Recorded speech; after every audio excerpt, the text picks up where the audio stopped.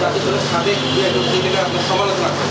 তো সব মিলে একটা বড় চাপ বাংলাদেশের ব্যাটিং ব্যর্থতা, এই চাপটাকে নিয়ে কীভাবে কাজ করবে, চাপটা সামলাতে পারবে? আমি দেখেন, যার যার ব্যক্তিগত মতামত দিতেই পারে, এটা নিয়ে আমার কোনো বলার কিছু নাই। কারণ তার সাথে সে আমার আন্ডারেই খেলেছেন আমি যখন ক্যাপ্টেন ছিলাম, এবং সে মানুষ হিসাবে ভালো, এটা আমি জানি। ওইটা বিষয় নিয়ে আমার কোনো বলার কিছু নাই। চাপ তো থাকবে। দেখেন, আপনি যে কোনো সেক্টরে যাবেন আপনার চাপ থাকবেই।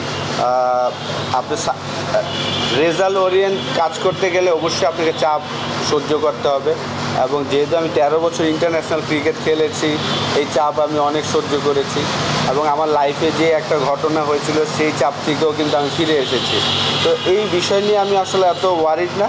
আমি জাস্ট যেখানেই যাই আমি অলওয়েজ অনেস্টিভাবে কাজ করার চেষ্টা করি এবং আমার 100% দেওয়ার চেষ্টা করি প্রত্যেকটা জায়গায়। যারা আমাকে চেনে সবাই জানে যে আমি যে কোনো কাজই আমার 100% দেওয়ার চেষ্টা করি এবং সেটাই দেওয়ার চেষ্টা করব। আসলে ভাই মানে একটা সিরিজে যদি দেওয়া চ্যালেঞ্জের জন্য এটা তো একটা বড় চ্যালেঞ্জ। মানে হচ্ছে আমার মানে সব দিক থেকে প্রেশার থাকে, সাথে আমার যদি বলা হয়েছে পারফরমেন্স ভালো হলে রাখা হবে, ভালো হয় তাও না থাকে তাও কথা হবে যে এক সিরিজে কি দেখলাম যে রাখা গেল না। এটা কেমন প্রেশার, আর এটা আপনি কীভাবে দেখছেন যে এইগুলো নিয়ে আসলে আমি একদমই চিন্তা করছি না যখন যেই জায়গায় কাজ করব। কারণ আমি কিন্তু বরিশালের হয়ে কাজ করছিলাম 4 ডে ক্রিকেট, এবং টিমটা সুন্দর মতন গোছানো হচ্ছিল, ভালো খেলছিল। তো এখন আরেকটা অপরচুনিটি পেয়েছি দেশের হয়ে কাজ করার। এক ম্যাচের জন্য কাজ করতে পারাটাই তো বড় বিষয়। এখন আমাকে পুরো একটা সিরিজ দিয়েছেন, তো আমি চেষ্টা করব জাস্ট যখন যেই কাজটা পাবো সেই কাজটার জন্য আমি বেস্টটা দিতে পারি। ওই লম্বা সময় করব এইসব নিয়ে আমি ওয়ারিড না। আজকে কি মানে অফিসিয়ালি দায়িত্বটা বুঝে নেওয়ার জন্য আসছে কিনা, বা কথাবার্তা বলার জন্য করতেছে, বা আজকে অনেকেই টিমের ক্রিকেট অনেকে প্র্যাকটিস করছে, আমাদের আলাপ হয়েছে কিনা। আরেকটা বিষয় হচ্ছে সিলেটে আমরা লাস্ট যেভাবে করতে পেরেছি আয়ারল্যান্ডের বিপক্ষে আমাদের ম্যাচটা, মানে চ্যালেঞ্জটা খুব থেকে থাকতে পারে উইকেট বিবেচনা। আপনি তো রিসেন্ট টাইমে দেখেছেন? হ্যাঁ, সিলেটে আমরা T20 খেলেছি। তো ডেফিনেটলি ডিফারেন্ট কন্ডিশন অন্য অন্য জায়গা থেকে, বিশেষ করে উইকেটটা আমরা চাইলেই সেখানে বাউন্সি উইকেট বানাতে পারি, চাইলেই স্পিন উইকেট বানাতে পারি। তো এখন আমি ঠিক এটা বলতে পারবো না ম্যানেজমেন্ট কী চায়। চ্যালেঞ্জ তো থাকবে, ইন্টারন্যাশনাল ক্রিকেট খেলতে চাইলে আপনাকে চ্যালেঞ্জ ফেস করতে হবে। তারপরে আমি বিশ্বাস করি যে আমাদের টেস্ট টিমটা খুবই চমৎকার। তারা যদি তাদের বেস্ট ক্রিকেট খেলে অতটা কঠিন হওয়া উচিত না।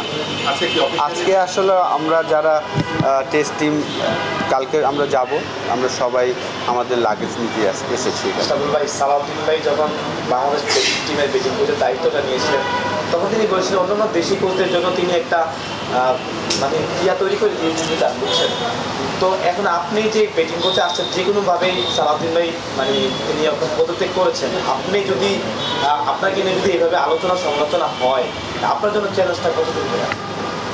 মানে কি আলোচনা? এই যে সামাজিক যোগাযোগ মাধ্যমে সালাউদ্দিন ভাইদের প্রচুর আলোচনা সমালোচনা। এটা তো ভাই এখন আসলে 2012-13 থেকে শুরু হয়েছে যে আসলে প্রত্যেকটা মানুষের জন্যই কঠিন লাইফটা। আগে যতটা সহজ ছিল, আমরা যখন খেলতাম আমরা ওয়েট করতাম কিন্তু রাত 8টা রাত 10টার নিউজের জন্য, সকালবেলা নিউজ পেপারের জন্য।